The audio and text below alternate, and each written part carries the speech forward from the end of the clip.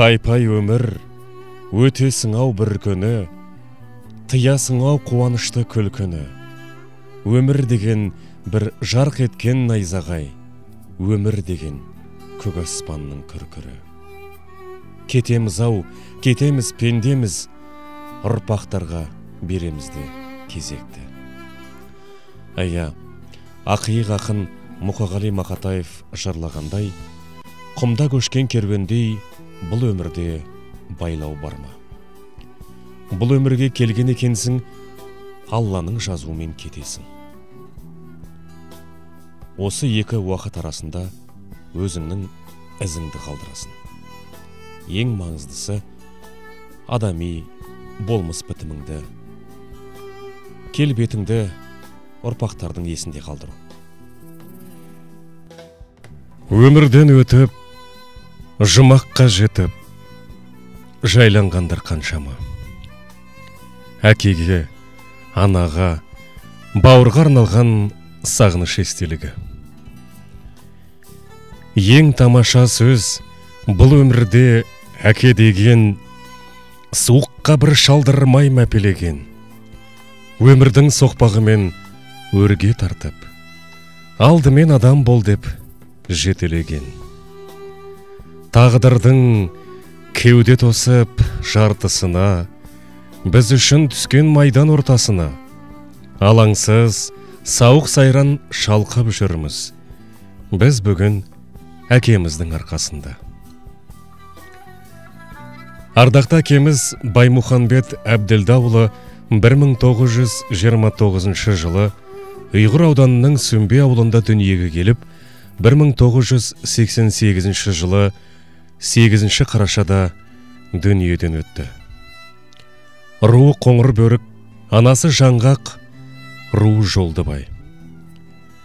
Әкеміз дүние есігін ашқаннан тағдырдың талай соқпағына төтеп берген.